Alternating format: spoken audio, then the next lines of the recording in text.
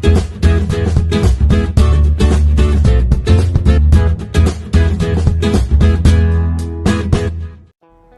Hello good morning friends, welcome back to our channel mom and me talks and it's me Sandhya. ఎలా ఉన్నారండి అందరూ? నేనైతే సూపర్గా ఉన్నాను అండ్ మీరు అందరూ కూడా సూపర్ సేవి సూపర్ ఉండాలనే కోరుకుంటున్నాను.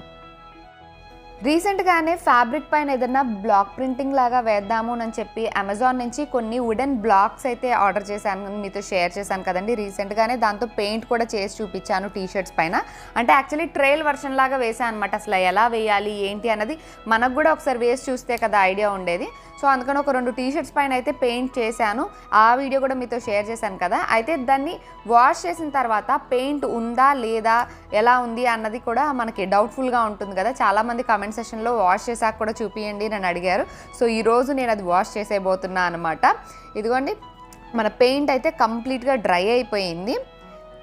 సో ఏదైనా మనం ఇలాగ పెయింట్ చేసినప్పుడు దాన్ని రివర్స్ సైడ్ అంటే బ్యాక్ సైడ్, ఇప్పుడు ఇటు సైడ్ ఎలిఫెంట్ వేసాం కదండి మనం పెయింటింగ్, సో దాని బ్యాక్ సైడ్ తిప్పేసి ఒకసారి ఐరన్ చేసేయాలన్నమాట. సో దట్ అది మంచిగా స్టిక్ అవుద్దేమో, ఐ డోంట్ నో. బట్ చాలామంది ఇట్లాగా వెనక తిప్పి ఐరన్ చేస్తే అంత ఈజీగా వాష్ ఆఫ్ అయిపోదు అని చెప్పారు.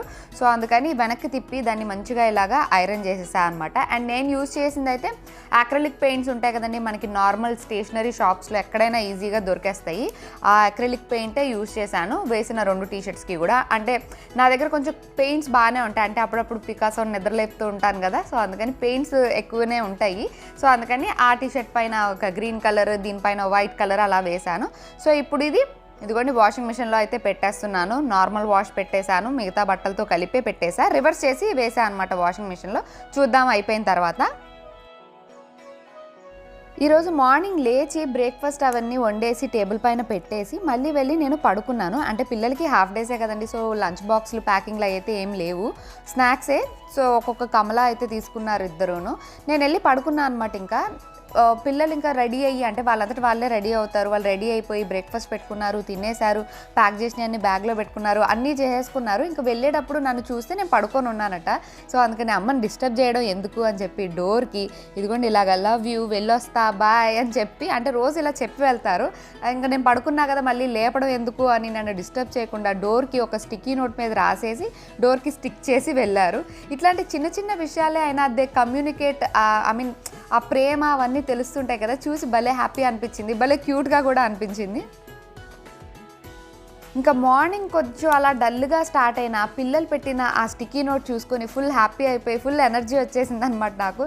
ఇంకా ఫటాఫట్ అన్ని పనులు చేసేసుకుందాం అని చెప్పి లేచి, ఇంకా మన డైలీ రొటీన్ ఉంటాయి కదండి, అన్ని పనులన్నీ చేసేసుకొని ఇంకా ఫ్రిడ్జ్లో అయితే మీగడ చాలా అక్యుములేట్ అయిందనమాట. సరే వెన్న చేసేద్దాం ఈరోజు అని చెప్పి అదే ఫ్లోలో ఇంకా వెంటనే వెన్న చేయడం స్టార్ట్ చేశాను. అదేంటో నాకు సమ్మర్లో వెన్న ఈజీగా వచ్చినట్లు అనిపిస్తుందండి వింటర్తో కంపేర్ చేస్తే. వింటర్లో చాలాసేపు బ్లెండ్ చేస్తే కానీ ప్రాపర్గా రాదు అన్నట్లుగా అనిపిస్తుంది. సమ్మర్లో చాలా ఈజీగా వచ్చినట్టు అనిపిస్తుంది.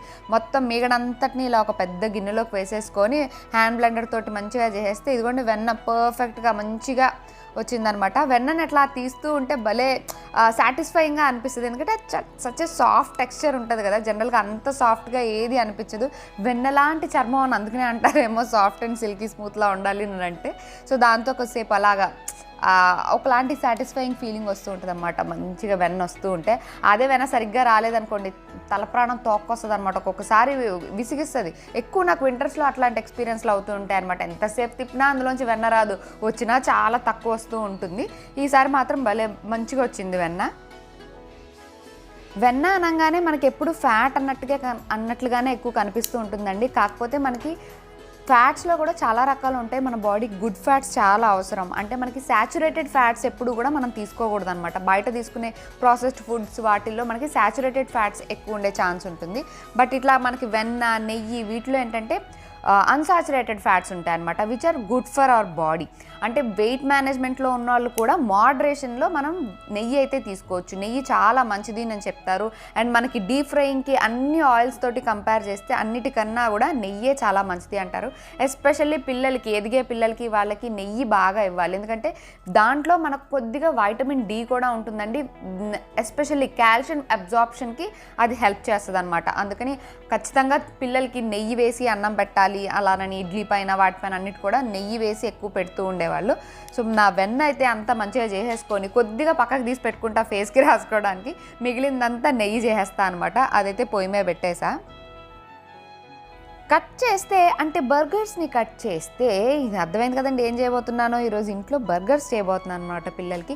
అంటే వాళ్ళు నన్ను హ్యాపీ చేశారు కదా మార్నింగ్, ఒక చిన్న స్టిక్కీ నోట్ పెడితే మనం ఇంత ఖుషి అయిపోయాం. మరి వాళ్ళని హ్యాపీ చేయాలంటే ఆబ్వియస్లీ ఎమ్మీగా వాళ్ళకి నచ్చినవి ఏమన్నా చేయాలి కదా. సో అందుకని ఇంట్లో అన్నీ ఉన్నాయి, ఓన్లీ బర్గర్ బన్స్ ఒకటి తీసుకొస్తే సరిపోతుంది అని మార్నింగ్ బయటకు వెళ్ళాను అనమాట. అప్పుడు బర్గర్ బన్స్ కనిపిస్తే తీసుకొచ్చాను.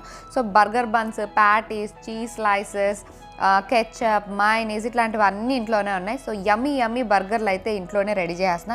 బర్గర్లు చేయడం చాలా ఈజీ అండి, ఎస్పెషల్లీ ప్యాటీస్ ఉంటే ఇంకా చాలా ఈజీ. బర్గర్స్ని అయితే ఇలా కట్ చేసుకొని బటర్ రాసి పక్కన పెట్టేసా, లాస్ట్కి టోస్ట్ చేస్తాను అనమాట వీటిని. ప్యాటీస్ కూడా నేను రెడీమేడ్గా తెచ్చేసానండి. ఇవి చికెన్ ప్యాటీస్ మామూలుగా మనకి సూపర్ మార్కెట్స్లో వాటిల్లో దొరుకుద్ది. కావాలంటే మనం వెజ్ ప్యాటీస్ లాంటి ఇంట్లో కూడా చేసుకోవచ్చు. పొటాటోస్, బఠానీ, స్వీట్ కార్న్ ఇట్లాంటివన్నీ యూస్ చేసి చికెన్ ప్యాటీస్ కూడా ఇంట్లో చేసుకోవచ్చు, బట్ నేను ఎప్పుడు ట్రై చేయలేదు. సో ఇప్పుడు ప్యాటీస్ అయితే నేను బయట నుంచి తీసుకొచ్చా. వీటిని జనరల్గా నేను ఓవెన్లో పెట్టేస్తాను, అంటే ఎయిర్ ఫ్రైయర్లో పెట్టేస్తాను. బట్ ఇప్పుడు ఆ ఎయిర్ ఫ్రైయర్ లోపల ఉందన్నమాట, దాన్ని తీసి బయట పెట్టడం కన్నా ప్యాన్లో కొద్దిగా ఆయిల్ వేసేసి షాలో ఫ్రై చేసేస్తున్నాను.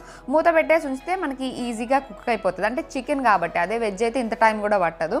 సో ఇక్కడ ఇదిగోండి అక్కడ బర్గర్లు పెట్టేసా. ఇక్కడ నెయ్యి కూడా ఆల్మోస్ట్ రెడీ అయిపోయింది. లాస్ట్కి కొంచెం తమలపాకు వేసేసా, సో దట్ ఆ ఫ్లేవర్ చాలా బాగా వస్తుంది అన్నమాట. చాలా నాళ్ళు ఫ్రెష్ ఫ్రేగ్రెన్స్ వస్తుంది దాని నుంచి. తమలపాకు లేకపోతే మనం మెంతులు కూడా యాడ్ చేసుకోవచ్చు అండి, మెంతులు కూడా మంచి ఫ్లేవర్ ఇస్తుంది నెయ్యికి. అండ్ చికెన్ ప్యాటీస్ పెట్టినా సరే మళ్ళీ ఆమ్లెట్ కూడా చేశాను అనమాట. ఆమ్లెట్ కూడా బర్గర్ లాగానే రౌండ్గా చేసేసాను. బర్గర్ బన్స్ని కూడా బటర్ రాసేసుకొని కాల్చేసుకున్నాను కదా, దానిపైన తందూరి మయోనైస్ యాడ్ చేస్తున్నానండి. ఇది చాలా ఫ్లేవర్ఫుల్గా అనిపిస్తుంది నార్మల్ మయోనైస్ కన్నా, అందుకని ఎక్కువ తందూరి మయోనైజే ఎక్కువ యూస్ చేస్తాను అనమాట. సో ఆ మయోనైస్ రాసేసి దానిపైన మనము చికెన్ ప్యాటీ కాల్చి పెట్టుకున్నాం కదండి ఆల్రెడీ ప్యాన్ మీద. సో ఆ ఫ్రై చేసిన దాన్ని పెట్టేసి ఒక చీజ్ స్లైస్ పెట్టేసి మంచిగా ఇలాగా ఆమ్లెట్ వేసేసా. ఆమ్లెట్ పైన మనకి ఎప్పుడైనా పిజ్జా అవి తిన్నప్పుడు అవి వస్తాయి కదండి, ఆరిగానో అండ్ చిల్లీ ఫ్లేక్స్ వస్తాయి కదా, oregano, chilli flakes and salt వేసేసాను.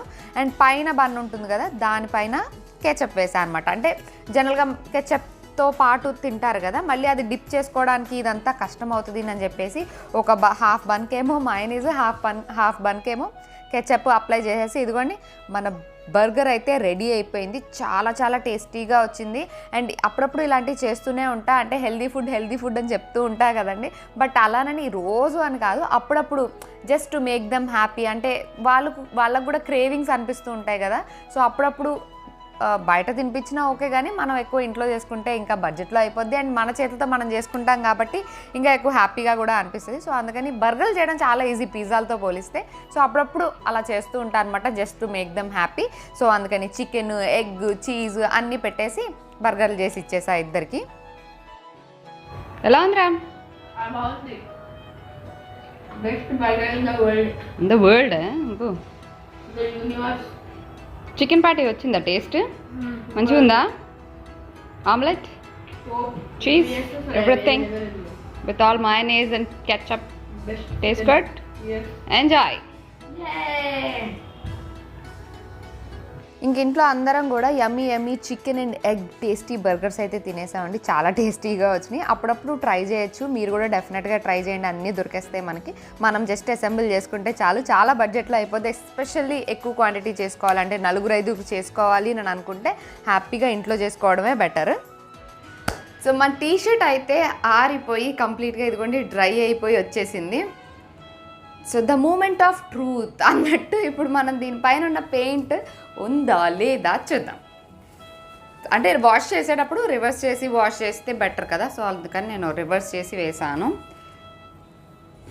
ఏది ఓహో ఇదిగోండి వాష్ అయిపోయి వచ్చిన అస్సలు చెక్కు చెదరలేదు ఏమీను, అలానే ఉంది. అది కూడా హ్యాండ్ వాష్ కాదు, మెషిన్ వాష్లోనే చేశానండి. నార్మల్ రెగ్యులర్ సైకిలే, మిగతా బట్టలతో కలిపే వేసేసాను. నార్మల్ సైకిలే, బట్ ఏమీ కొంచెం కూడా పోలేదు, యాజ్ ఇట్ ఈజ్గా అలాగే ఉంది. సో వాష్ చేస్తే పెయింట్ పోతుందా అన్న డౌట్ కూడా ఏమీ అవసరం లేదు, అలాగే ఉంది కాబట్టి హ్యాపీగా మనం మంచిగా మనకి నచ్చిన వాటిపైన పెయింట్ చేసుకోవచ్చు. సో ఇట్లా టీషర్ట్స్ ఇవి అంటే ఓకే, తక్కువ టైంలో అయిపోతుంది. నేను ఏదైనా పెద్దదానికి లేదా ఏదైనా శారీకి కానీ ఏదైనా బెడ్షీట్కి కానీ కర్టెన్కి కానీ అలా ఏమన్నా పెయింట్ చేయాలి అన్న ఆలోచనలో ఉన్నాను. అలా చేయాలంటే ముందు మనకి ప్లెయిన్ క్లాత్ కావాలి. సో ఆ క్లాత్ కొనడానికి చూస్తున్నాను అనమాట. ఒక ప్లెయిన్ బెడ్షీట్ ఏమన్నా తీసుకొని డిజైన్ చేద్దామా, లేదా ప్లెయిన్ శారీ తీసుకొని, శారీ అంటే మళ్ళీ మనకి కాటన్ టైప్ ఆఫ్ శారీ లేకపోతే అట్లా ఉంటుంది కదా, లెనిన్ కాటన్ కానీ నార్మల్ కాటన్ కానీ అట్లాంటి వాటిపైన అయితే ప్రింట్ బాగుంటుంది అని అనిపిస్తుంది. నార్మల్ సిల్క్స్ అంటే మనకు ప్లెయిన్ శారీస్ అనగానే ఎక్కువ సిల్క్ శారీస్ ఇట్లాంటివి ఎక్కువ అవైలబుల్గా ఉంటాయి కదా. సో అట్లాంటిది కాకుండా కొంచెం స్టిఫ్ మెటీరియల్ ఉండే కాటన్ లాంటి దానిపైన ఏమైనా ట్రై చేస్తే బెటర్ ఏమో అని అనుకుంటున్నాను. బెడ్షీట్ కూడా ఏదైనా మంచి ప్లెయిన్ బెడ్షీట్ తీసుకొని దానిపైన డిజైన్ చేయాలి అన్నది ఆలోచన. ఫస్ట్ ఇది మనం ట్రయల్ వర్షన్ లాగా వేసాం కదండి టీషర్ట్ పైన. ఆల్రెడీ టీషర్ట్ వేసుకున్నా, జిమ్కి వెళ్ళా, వచ్చా, వాష్ చేసా, మెషిన్ వాష్, పెయింట్ అయితే అలాగే ఉంది. So it's a big thumbs up. So మీరు కూడా ట్రై చేయాలనుకుంటే హ్యాపీగా ట్రై చేయొచ్చు. బ్లాక్ ప్రింటింగ్ తక్కువ బడ్జెట్లోనే మనకు నచ్చినట్లుగా డిజైన్ చేసుకోవచ్చు అనమాట. అంటే చాలా వాటికి మన టచ్ ఇచ్చినట్లుగా ఉంటుంది. So that's about the T shirt.